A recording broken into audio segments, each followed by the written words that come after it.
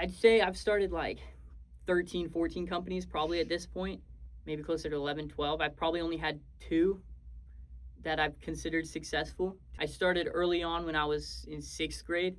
I went and I bought from this farm like 6 chickens. I went to a farm, bought 6 chickens. I got them for like $20 each. They laid eggs. I called the company Betty's Bounty, and I named the head chicken Betty. Every chicken had a pun name. There was Betty, Beatrice, Agatha, and then Grace, which I think was Grace. I think was named after like a deceased family member, which was probably Right. disrespectful to some extent.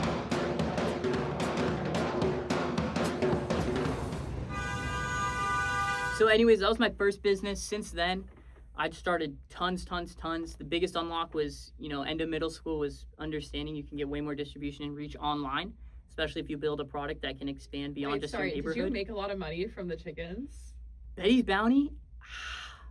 I couldn't tell you. Okay. Yeah. We had a lot of eggs. So you started with like... Our fridge was full of eggs. How would you sell the eggs? Like, would you like go around knock on the door? Okay, yeah. And that's when I learned I did not want to be in door-to-door sales, right. for sure.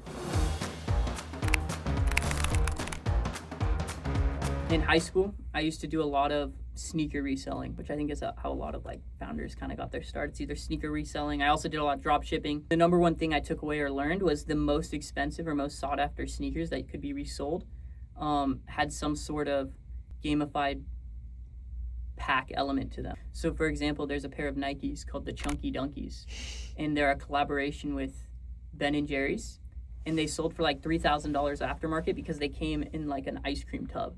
And like, but you had to like jump through all these hoops, like the whole gamification feature, in order to even qualify to buy it. That's what made them so popular and sought after. So I went and I started what began as an apparel brand. I called it Canned Goods. I took that same packaging idea and I packaged all of our merchandise and apparel in soup cans. Now that it's in there nice, easy, and snug, we're gonna seal it up. Perfect. And then we also had like mystery cans. So like people didn't know what they were gonna get. People were collecting all the cans. Some cans were more rare than others. They were made to be reused too. So there were flower seeds in every can. People could plant flowers in it afterwards. So we built out a whole sustainability initiative and was able to capture that market. And by the time I graduated high school, we were like the largest apparel brand on TikTok Shop for 3-4 months when TikTok Shop had just launched. Learned a lot of the stuff there about consumer psychology. Essentially, what we've done is created a platform that is fantasy football for stocks or fantasy football for finance, multiplayer for finance. I've tested so many different variations of ways to say it. It's like the gamified layer of the stock market.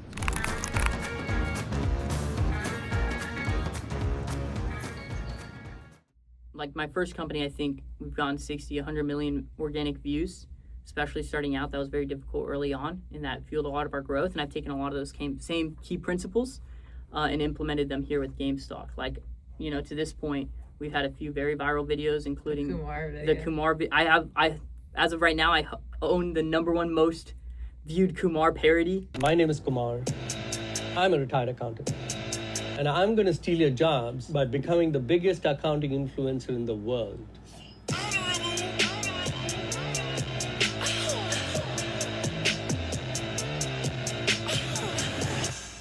My husband wants to be famous, so please follow him. My name is Easton. I'm a college dropout. And I'm gonna escape the permanent underclass by becoming the second biggest finance influencer in the world.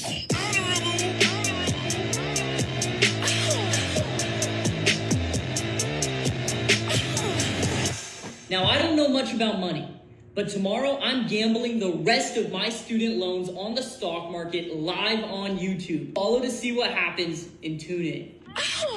So when I saw that Kumar video, I sent it to my team. It had 15,000 likes at that point, and I spent the next 3 hours remaking it. And then the next morning I woke up and my parody had blown up. With GameStock, the only reason that, we were able to raise the amount of money we did and be able to get in front of as many people as we did is because the momentum was moving so quickly in prediction markets.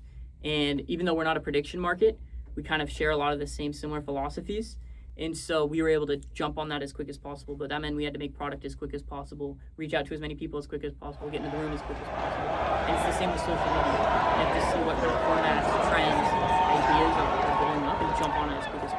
that's kind of how I approach basically everything. You find where the momentum and the waves are moving, and you try and latch onto it as quick as possible. What are we doing? All right, I will be in the hospital later tonight. We're doing 3 big things. Number 1, turn around, Gabe. We're 1v1ing Knicks fans and doing street interviews with the backboard as the microphone. Number 2, in this backpack is the object of doom, a Wembenyama jersey. Don't say that too loud. Don't say that too loud. I'm gonna be putting that on, running away from Knicks fans, 1v1ing them, and trying not to go into the hospital. And the number 3 thing we're doing is having so much fucking fun. We going.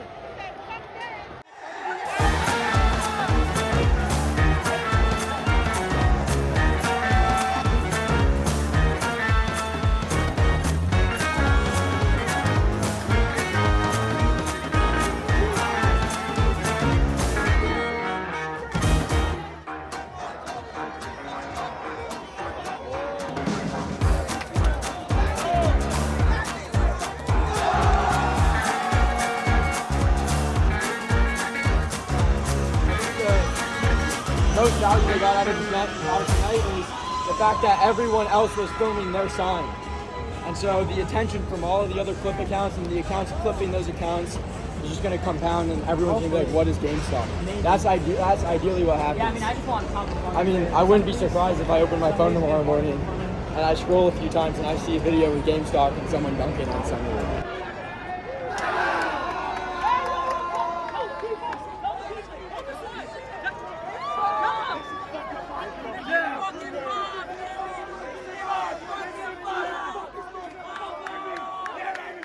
And then on my mom's side, she was a therapist, but around when I was about 10 or 12, she quit her job as a therapist because she wanted to start her own practice. So I kind of saw firsthand what it was like to build a business from the ground up.